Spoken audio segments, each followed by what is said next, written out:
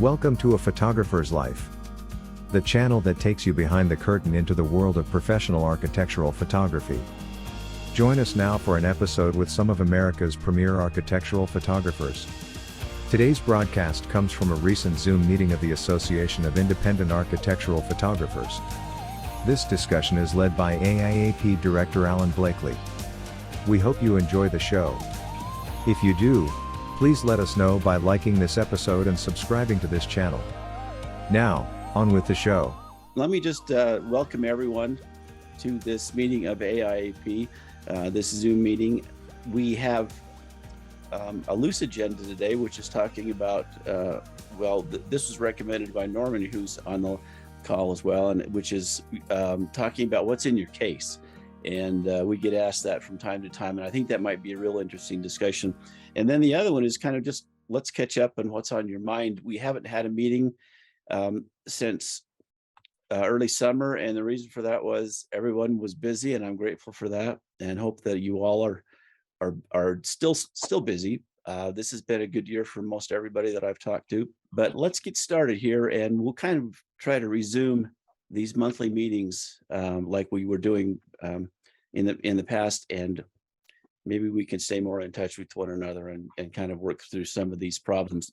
I'm inclined to kind of jump off on what Karen was talking about here earlier, and this is, we'll start out on the what's on your mind part of this, and talking about this trend of content versus quality.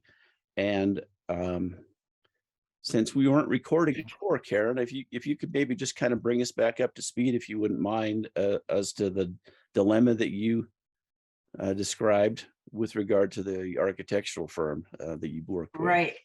I did some work for this local architectural firm who I really want to work with because they're growing like crazy. And they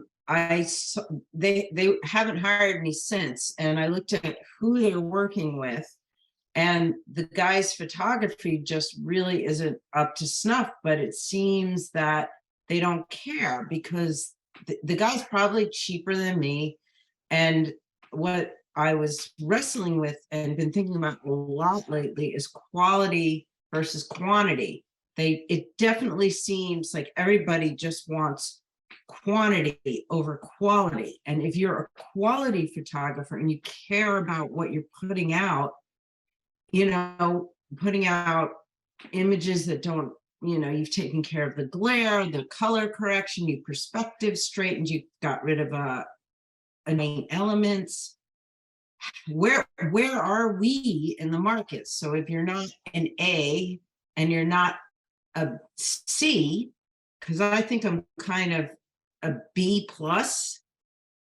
I think you're an A, just so you know. I'm on your website right now. You're definitely an A. All right. Well, You've got a nice style. I like it. It's clean. Where do I fit in? Where am I going to find the architects that really can see? I'm shocked. This was the other thing. I'm really shocked that architects can't see the difference. Some can, but between what that guy is producing and what I'm producing. So I'm actually going to start, I figured out a whole new marketing campaign. I'm going to send a mailer. I'm working on figuring out how to print it right now to 50 architects. I'm going to really fine tune who I want to work with and see how that goes. Because if this is what this guy's doing, I don't know. I don't want to be a fast food photographer, just banging it out. And that's because it's a good way of sending it out. I'm not a photographer. Right. Catch their attention. I need a tagline. Well, years ago I did when digital first really kind of came to the forefront here about 15 years ago. I did a mailer, and it made a lot of enemies, but I showed a photograph that looked like what a real estate photographer would do, and then I showed the same. It was actually a residential project, and I showed the same the same project, photographed the way I would photograph it. And my headline was, "What if people judged your projects by the photographs that you use?" and then hyphen. As a matter of fact, they do. And there were a lot of people that jumped on that and decided, yeah, we need to do better. And then there were a lot who said, you know, you're being an elitist jerk and we don't want to work with you. So I think that there's probably a market for the photography that we're willing to do still, but I think it's kind of shrinking. And I think that the larger market is the unskilled. I've watched YouTube videos and have a DSLR and I can do this, or a mirrorless camera, and jump in there, and that seems to be the bulk of the market right now. Actually, and iPhones. Yeah. Right. So Norman, you were going to say something, then I was going to say something after. Yeah, I'm you know, obviously been doing this a long time. I'm old fashioned, Karen, and I'm fussy about who I work with, and I want to work with somebody that appreciates my work and values my skill, and I don't, you know, I was talking to Alan. He said it's his busiest year. We've had an amazing year this year. Last year was probably our busiest year ever, but so while I certainly don't want to compete with somebody that you know, is shooting 200 pictures on a job. We don't do that. You don't have time to do that and do a quality job. But I do target clients, and I will call them and I'll set an appointment with them and I'll go see them and I'll show them my work, and my work compared to what they're using now, and they'll see a value in that. And I tell everybody, you know, I'd rather have one good image than 50 bad ones on my website or my social media or whatever. So I think you know, the client you're talking about, the architect, is obviously not your client. They don't appreciate your work. They don't appreciate that skill level. And what they're doing while they might be busy and they might be ballooning right now, that's not going to sustain them. Quality always has a sustaining ability. And when you maintain quality, you know, we only have one level of work here, and that's A+. And I don't do any, if I'm not happy with it, it doesn't get delivered. And there is no compromise with that. And I think if you hold to that, you'll always be busy. And what you'll do is you'll sift through all the clients that aren't worth working with. You know, you really will. There's plenty of high-end clients out there. And I think there's work for everybody. If you do a quality job, and I'm looking at your work right now, and I don't have any suggestions for you. It's beautiful. Thank you. You know, I think that client, that architect that you want to work with, I would just fire him. Like Alan said, he's not your client. Look for somebody better. Look for someone that'll appreciate you. If you focus on that, I think you'll be successful, and I think you'll be busy. I never cut my price. I never compromise my quality, and I have always been busy. It works with me. You don't find when you cold called an architect and you ask them to lunch or whatever that they find it that they're too busy, or I mean, I want to do that, but I feel that then they feel obligated, or you know, they're all of a sudden they have to do something and give you time. I'm a marketing junkie and a network junkie. I love introducing people to people. I introduce people to other photographers all the time, whether whoever, it doesn't matter. But if I see an architect's work that I really admire and I think I could do a better job than his photographer, that's the guy I'll call. If I'm looking at an architect and he's got beautiful photography, I leave him alone. He's got a good photographer. You know, go find somebody else. I don't want to take someone's work away from him. But if I think I can do a better job and I can be working with me would be beneficial to him, then that's the guy I'll contact. That's the person I'll call. And designers and architects are my favorite people to work with. I mean, it's especially the interior designers, because they really, you know, that's their work. And they'll see a difference between an iPhone shot, and they'll notice when a door looks like a banana, or when you can't see out of a window, or you can't see their drapes or their, you know, their window treatments. That stuff drives them nuts. So that's a good, you know, maybe steer away from the architect a little bit and focus in on a high-end designer. They really appreciate your work. That's the majority of our work, is high-end designers. So I just want to put in my 2 cents about there was a phrase came out about 5 years ago about what's good enough. Okay. And that's where we're coming out of the recession. and the photos just had to, come across to get a certain idea. But now we're getting better quality and so on. But I think as we come into maybe a recession in 23, it might be going back to what's good enough. But I think it depends on the market that you're in. Um, Karen, what market are you in? What city are you in?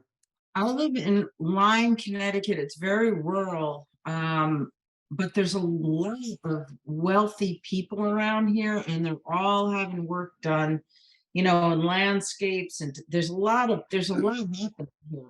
So I'm like halfway between Providence, Boston, and I guess if you've heard of Fairfield County in Connecticut, like Greenwich, Fairfield, New Haven. So there's a lot around here. I just, I don't know. For me, this was, I have no work in July and August. Well, So you're in a smaller market, and you're always going to have these lower cost photographers come in. Well, the quality is not as good, and so your clients will be bombarded with this, and then they're going to compare your price with somebody else. Like I said, what's good enough, and that's something we've had to fight over the last 4 or 5 years. So it's always a tough market. You got to build those relationships, and I think the networking is so important because it's like anything else. You might meet with 10 people, not necessarily lunch, but just on the phone or showing your portfolio. But it's just that 1 out of 10 or 1 out of 20 that will keep you busy. Yeah, Karen, that's really good thought. And I travel too, so not everybody travels, and because I do travel for my clients, not everybody does that. That's probably a good 30% of our work is travel. In some instances, like last year, it was probably 60 or 70% of my work was travel. So I'm in the Chicago market. I have an intense. The competition here is very intense. There's plenty of work for everybody, and if you have the ability to travel, particularly in the Boston area, there's a lot there. Yeah, I travel. I mean, I would for sure.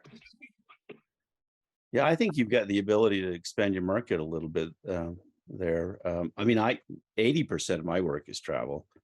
I only do maybe 20% of my work here in my local geographic area. But before we got on this call and started recording, Norman and I were chatting, and we have both raised our rates this year. And I know for me anyway, what happened was my business picked up. I mean, I increased business. I raised my rates by 25%. And all of a sudden it opened up this new market of higher end clients who I'm thinking maybe looked at my rates before and thought, well, maybe he's not the best that we need because his rates are at this certain level. I don't know. But that was something that was a real surprise to me, was that my business picked up after my rates went up. So yeah, I've actually, that's an excellent thought. I've actually lost a client. I remember 10 years ago, I quoted a job against another Chicago photographer. And I remember the designer, and I really wanted to work with them. I still would like to work with them. And he told me, he said he can't be any, effing good at that price. And I'm a way better photographer than the guy that he's using. But that was an impetus for me to jack my price up. And this year, because of our, everybody's costs across the board have gone up 30% on everything. So yeah, we raised our price twice this year. Yeah, it's definitely not Canada. Up here, there's just no way. Up here is just architecture pricing it's turned into real estate. Wow. And they won't pay for travel. My first question whenever they contact me now is, what's your budget and how many images? And usually you hear, well, my budget's just around 1,000 and we're looking for about 50 to 100 images. You can't do that. I just go, no, thank you. My next question is, what are you smoking? I mean, I know, but there's photographers here. They're doing these projects for like $300. It's crazy. Yeah.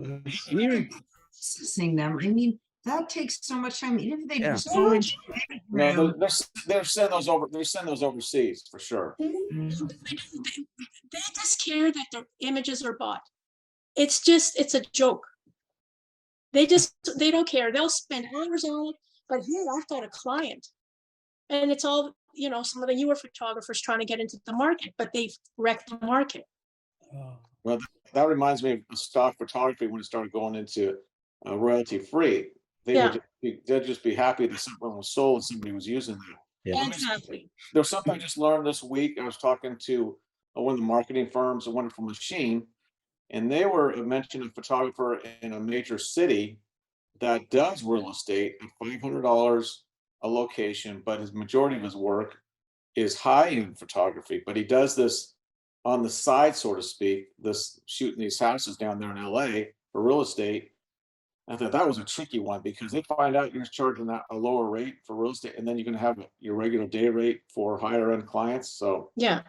real estate is definitely hurting, and I don't think it's going to go away because the quality of some of the software that they're using to process basically overnight, it's pretty impressive. Now the angles are not what we say and what we see, and then also the retouching, but it's bringing us all down with the low rates that they charge.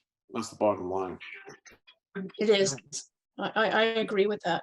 And not only that is you've got the other companies, like some architects here and some construction companies, they'll start, oh, we've got a competition, go in and shoot the building and send us the pictures. Oh, yeah. I never heard that. So you just That's what they're doing here. Even the city of Calgary, they're doing the same thing. They're going, oh, we just built this, the library, go in and take pictures, and we've got a little competition, let's see who wins. And they take their pictures. It's crazy. Yeah, I love what they say, we'll give you photo credit Yeah. for your own That's all they say, intellectual we'll give you photo property. credit. Who cares, Yeah. those Well, are it's the like people you Getty say with- no to.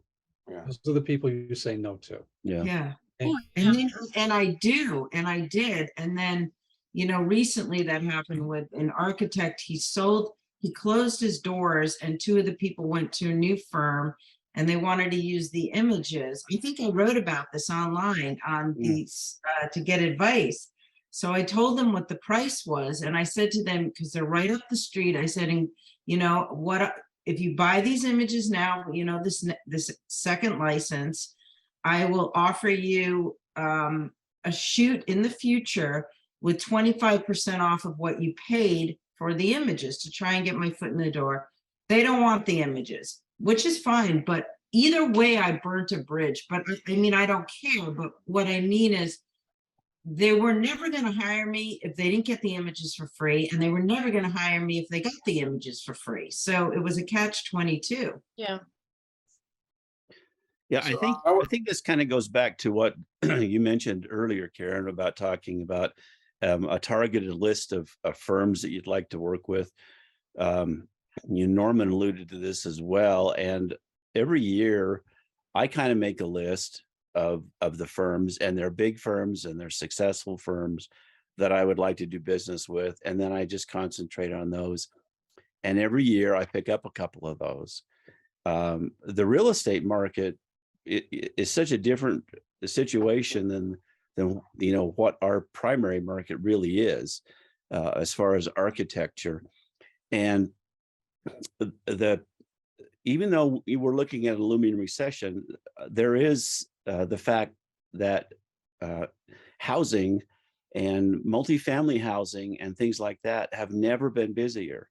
And the firms that are doing that are growing really fast, and they're making a lot of money. And to me, that seems to be the easiest door that's open right now, is for these large firms, design, architecture, and construction firms that are doing multifamily work in large markets. And if it takes travel to get to that, then so be it. But the local construction guy or the single practitioner architect in your local town is probably not going to support you in the long term. So I think we have to refocus who we're looking at and be more targeted about the kinds of firms that will actually buy what we sell. Yeah, that's great advice. We got a friend that's a shooter in Bend, Oregon, which is kind of a booming area as far as people moving into it, but it's really not a large market. And he's very frustrated with what he has to compete against. And that's it's going to be an uphill battle, and it's really probably not going to change. So I would definitely recommend going to a larger market and just focusing on those clients, because over the years, it's going to be like, again, so frustrated that you're dealing with the so-called bottom feeders. Yeah. Yeah. Well, I've been reaching out to Providence, Rhode Island, because I'd rather work that direction than Fairfield County, because then I'm not dealing with 95 and all that traffic. But I think in Providence, it feels a little easier for me because of it's a very elitist group in Fairfield and really hard to penetrate that market, actually. Mhm. So when I started, just real quick, when I started shooting architecture in '97, I've been shooting since '81 in general, but I want to start shooting more architecture interiors. I sought out a local magazine, Oregon Home Magazine, was mostly interiors and exteriors, and that's how I really got my foot in the door in the market. So that's what I would recommend also, is if there's a magazine, I know the magazines are dying, but there's still a few out there that specialize in interiors. I would pursue the magazine because it's great advertising for you. They don't pay a lot, but you get your name out there. So Yeah, I pitch them all the time, actually. how's it going? Right now I'm waiting to hear back on a few, and I do have relationships with magazines. Because I'm also a writer. I've written a lot of articles, but I usually get responses, which is great. So they usually say yes or no. Of course, that's all they can say, or maybe. But the point is that I always get a reply because I have a relationship with them. So I keep trying them whenever I get a good project. Okay. I want to work on assignment, of course. And do you know the other photographers that they're using when you see the credit line? Do you know the shooters? Yes, I know of them. Yes. And one of them is excellent, and he is all over the place. He's really got it sewn up with almost every single home and garden magazine, national and local. A lot of things that helps with that, Karen, is if you want to get into press work, is having an agent. Because yeah, I was thinking about that. Yeah. Yeah. I wanted to mention one other kind of anomaly that is a market that we don't generally go after, and that is a large firm from outside of where your geographic area is, that's doing business where you are. And one of the examples of this is, say, an architectural firm who's doing large resort homes. Let's take Jackson Hole, Wyoming, for an example. They're doing these very expensive homes there, and they're being paid a lot of money by people who don't live there, and they're using a construction firm who may or may not be from there, and they're bringing in a photographer from somewhere else to photograph that. So the local photographers in that area, if I'm using Jackson as an example, are never seeing any of that work. And so the key is to find out who those firms are that are coming in and doing the big expensive projects in these smaller markets. And I know that Calgary is a market that's like that. And I know that we get a lot of people. Like, I don't only deal with architects and construction companies. I find a lot of my clients, they're engineers, engineering firms. Yeah, that too. And there's a lot of people that I know from Vancouver that are shooting in Calgary, and from Toronto that are shooting in Calgary. So I do get those calls. Yeah. So finding out an engineering news record is a good resource. And if you're just looking at the trade magazines as to what projects are being announced and who's doing those, that's an easy way to get on board.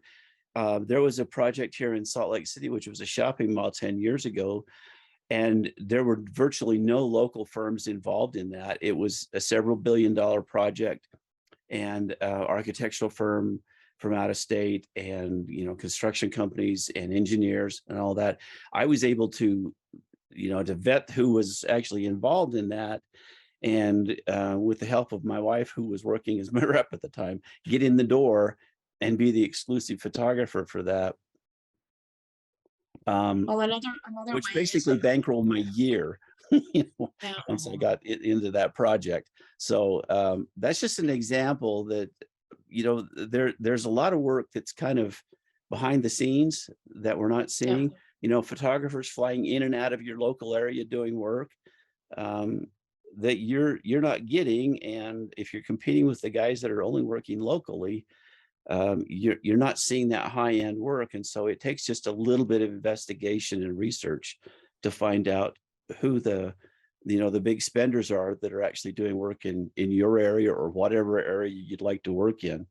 And I'm convinced that in Karen's situation, that there are some firms that are bringing photographers into your area that you could just as easily be shooting those projects for.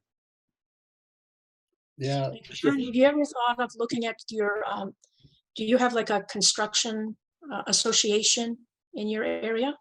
Well, I belong to the AIA Connecticut, and I'm going on a couple of like walking tours of buildings that are being constructed, and to meet the architects. It's open, so I'm trying to do stuff like that. I have looked at engineering and construction firms, but no, I am going to look at what Alan just said about the engineering news record.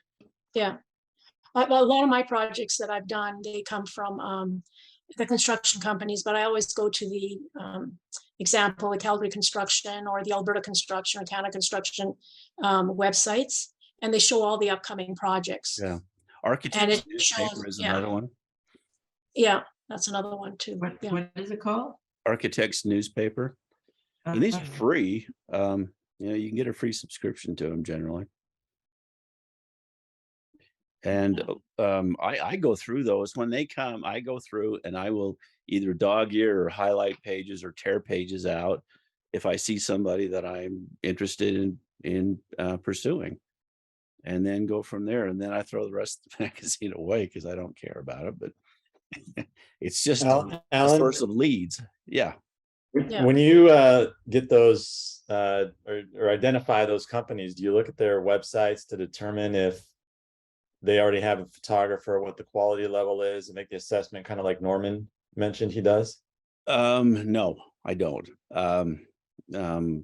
I generally don't spend that much time researching it, and I will just contact their marketing people directly and say, I've heard about your project, such and such. I'd be happy to talk to you about photography when the time is right, and leave it at that. And some of them have firm commitments, and I respect that, and others don't. And so I don't really muscle my way in on those kind of situations. I just open the door and let them make the decision. Well, that's all you can really do. Yeah. But you at least have to make that contact. Yeah. I definitely look at the websites before I contact someone. And some you could tell they haven't done anything in years and years, and they might not even value photography or want to hire you. But then again, I could be wrong. With that. That's a catch-22. Well, and, let me bring up just another point too, and that's when you do shoot a project, I think it's helpful to find out who else is involved in that and spin off those others as potential clients. So I've done that. If I get hired by the architect, I want to find out who the contractor and the engineer and the landscaper and the manufacturer for the light fixtures and the flooring and all everybody. You just check out everybody. Yeah. And then you just spin it off. Like what I do is I say, okay, I'm capturing this project. Would you like to see the images I capture once they're done? So there's projects I've sold to 5 different companies, the same images. Yeah. Yeah, I do that regularly. Most of my work, I'm licensing to about 5 people, 5 different parties. Yeah. So generally, Alan, are you bringing the? Sorry.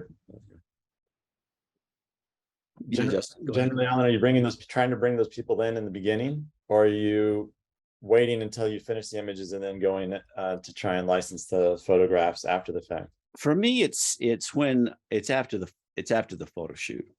Yeah. I try to find. So you have something to show. Yeah, and what I do is I post a gallery online of the photo shoot, and it has a 7-day expiration period. And I quote them a price for multi-party licensing discounts. It's not cost sharing, it's multi-party licensing. And I offer a discount when there's, more than one party licensing, so they don't get the idea in their mind that they're sharing one cost. But then I offer that for, that preview link is up for a week.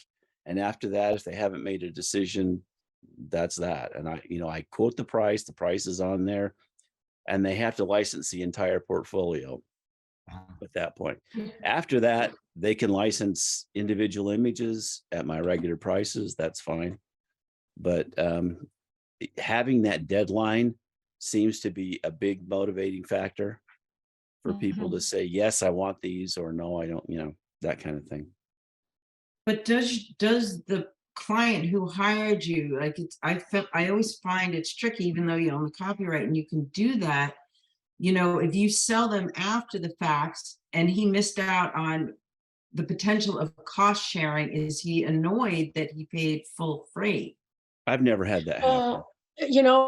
What I've done, Carol, in the past is, I've actually said to construction companies, look, and engineering firms and some architects, I don't work as much with architects as I do with construction companies and engineering firms. I always say, do you have, if you can get a group of people together, I can get you a better price. But of course, I use the second user license and third user license. So I'm still getting all the money, but I give that to them and then they go, oh, that's a great option. We can save money that way. So just grab them. Yeah, that way. Yeah, I You're usually still have making them the do same that. money. Yeah. Yeah. But I don't go back and, retroactively rebate money to firms because somebody licensed the images. So it's off the table once that multi-party licensing offer expires. Yeah. Yeah, I do a similar thing, Alan, but I do it before the shoot. Mm-hmm. If you want to be a part of that way, I know who I'm working with and who I'm working for. And oftentimes an interior designer want a different image than an architect or a builder. Yeah. And so they like to participate, and sometimes they'll come out themselves or they'll request something specifically. But I don't offer multi-party licensing after it's done. I do it prior to that. Yeah. And I'm not worried about them saying, oh, I want to see the job first. They can look at my website and they'll see the quality of the work they're getting. I mean, that's a representation of what I do. So, and it works out. I have a lot of people do that, but I never do it after the fact. Yeah, I usually do it after. Now, here's one.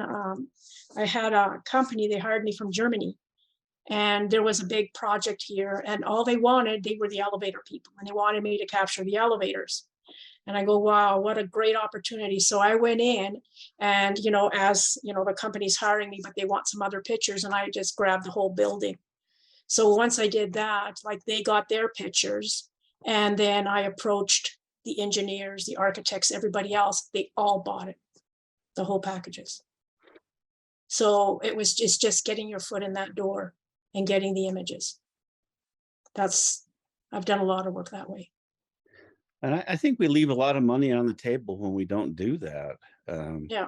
Because, well, what happens is you end up finding out on, if you're signed up with Pixie, you end up finding out a year or two later that somebody's already using those that hasn't licensed them. So, which is one of our sponsors. You say Pixie, I'm just dealing with it, and they're a sponsor we've had for many years. Yeah. Yeah, they have been really good to work with us at the AIAP, and yeah.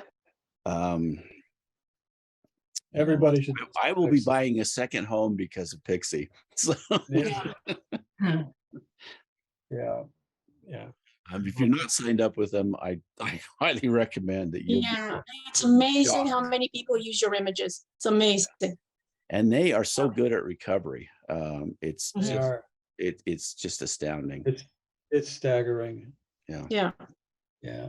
So I've got 500 as of this morning, 549 open cases. Wow. Oh, I think that's more than mine. I thought I had the record of Pixie. I had 300 and some. Wow. Yeah, people just assume they can just use the picture. It's just whatever. You know, Okay. it's amazing.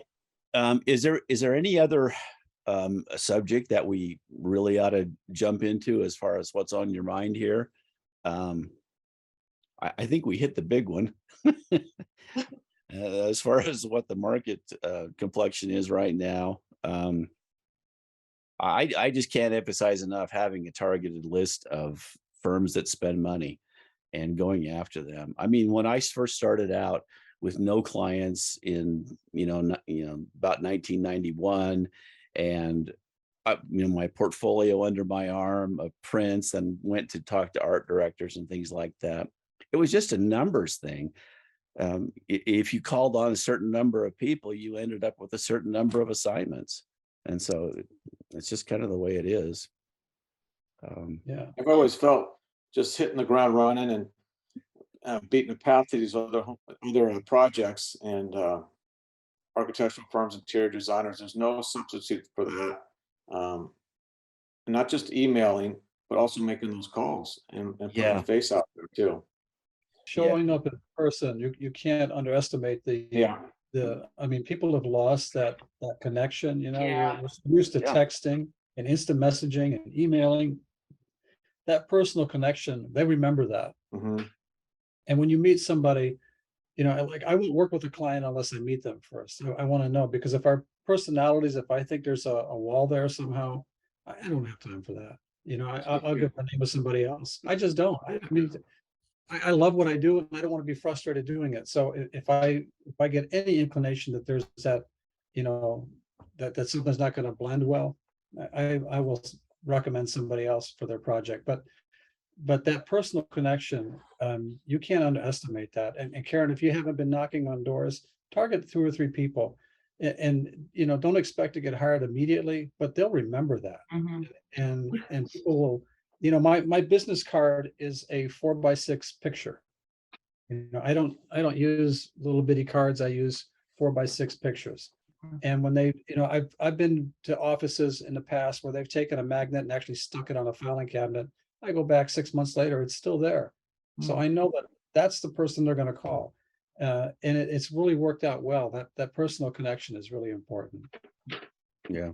While we're on the subject of business cards, I don't know if I've mentioned this before, but I put a QR code on my business card this year. I redesigned it, and so on the back of the card is a QR code, and I can't tell you how effective that's been to hand that to people, and immediately they're on my website. So Yeah, I got this, signed us up for some digital business card, Alan, where I just touch my phone to somebody else's phone. Yeah. I don't have it installed yet, but some client did that with us here at the office, and she was so impressed. So she's getting that set up for us. Yeah, those are cool too. Yeah, that's cool. Yeah, right to right there, bam. Yeah, puts you on. But that's been really effective for me this year. Do you use? Sorry, do you use Vistaprint for your business cards, or do you have a preferred? I have used Vistaprint. I don't like them very well. I use one called Got Print. And let me just grab my card real quick. I've got them here. Yeah, why don't we just put a big QR code in the side of our rig, and then people can. So this is the front of mine, and it's very simple. But I use gotprint.com, and then the back here has the QR code, and it's on 38-point stock, so it's heavy. It's a really heavy, stiff card, and they don't throw it away. I'll hand it to people, and they go, "Wow, that's a big card. That's a heavy card," kind of thing, which is nice. But they immediately scan that, and so even if I'm not shooting with them that day or something, I've got them to my website already, and it's just so simple. Flowcode.com is where I generated the code from. That's free. So. And then do you have to give it to Got Print to put on the card? How do you get it onto the card? Well, yeah, you create a PNG or a JPEG okay. or whatever.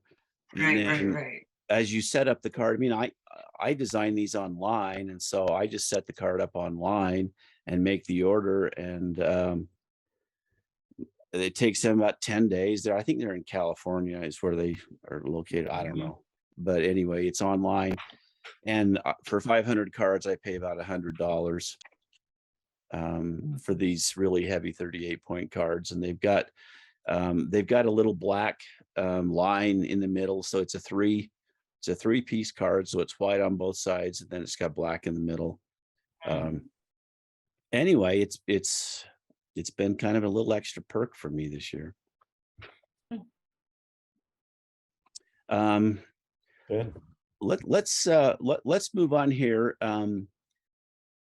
We did talk about licensing just a little bit, but I just wanted to bring up one thing before we jump into what's in your case. But hopefully everybody could stay on the call here. But I'm finding that I'm getting a lot of emails from photographers in the organization wanting licensing language to put on their invoices. And I'm going to post what I put together with the help of Pixie just recently. And it's kind of a combination of what we've talked about in previous meetings, but I will post that on the Facebook page, that little blurb. And if you don't have that actually on your invoices somewhere, or your estimates or whatever, I'd recommend that you think about doing that. Because I think that we're going to see infringement just kind of take off from here on out.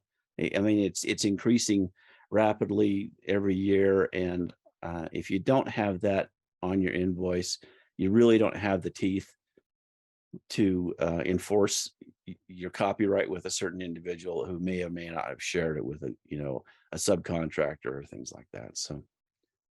So you like to know what ASMP would have in some of their suggestions? Well, it's very similar to that. I went along. I mean, I had a big long one, and Pixie kind of helped me pare it down slightly.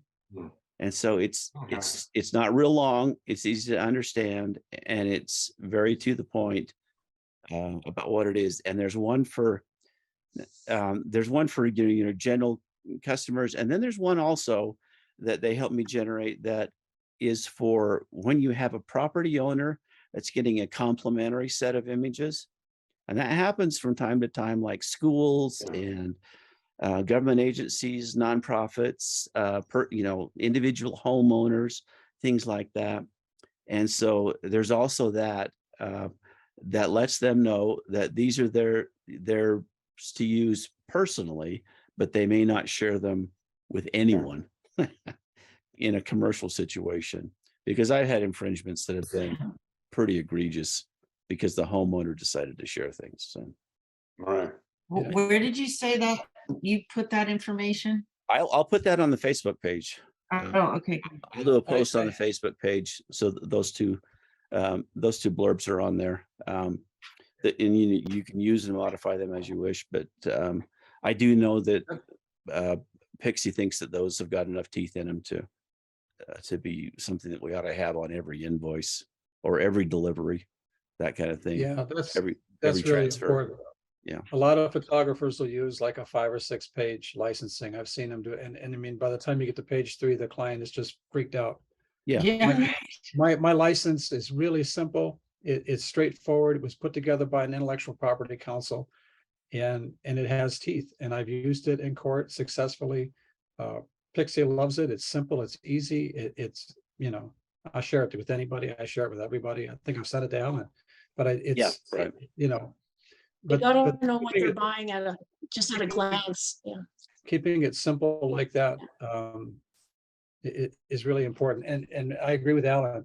Every time you deliver, put it on the invoice, send the licensing with the images. You got to have that. You just got to. Yeah. I even put it with my image transfers. So yeah, I have a file transfer. It's on there as well.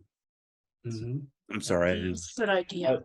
No, Alan, the file transfer you mentioned, how does that work? It's on a invoice included in the files, or a terms and conditions document that you include? It's Your- well, I use WeTransfer to transfer files. That's the service that I use, and they have a message section that prints in the email that below the download link, and so in that message section, it says image licensing terms, and so that's in there, and so they know when they get that and are ready to download that those are the terms they're downloading those images with. So. Oh, nice. And that's been really helpful. I haven't had any confusion about licensing since I've been doing that. So When you guys deliver to homeowners, do you send like an invoice or just like terms and conditions in an email if you're delivering to like for personal use to a homeowner? I actually give them a courtesy license if it's a courtesy, negotiated ahead of time with a client. I'll send them a courtesy license that says exactly what Alan did. Is for your personal use. You're not to share, sell, or any way distribute the image. And they're fine with that. I mean, oftentimes we'll actually do a book for the homeowner and a coffee table book. And the client likes that because, it just sits on a coffee table. But if you're doing it electronically, we specify the usage that they are entitled to. And the images are never high res. They're always JPEGs, yeah, always JPEGs. Right. Yeah. I Okay. like the coffee table book idea. Yeah, that's a great idea. I mean, Shutterfly is an easy one to use, and there's a bunch of others. And you pay what, $25 for a nice book, and the linen wrapped book. That's a great. I used to use those as mailers for potential clients when I was targeting a client. If I'm going to bill $10,000, I could spend $25 to try to get the job. So I used to do that. This has been another episode of A Photographer's Life. If you've enjoyed this program, please let us know by liking this episode and subscribing to this channel. A Photographer's Life is brought to you by the Association of Independent Architectural Photographers. This episode is copyrighted and may not be used in full or in part without the written permission of the AIAP. Please join us again soon for another inside look at the world of professional architectural photography.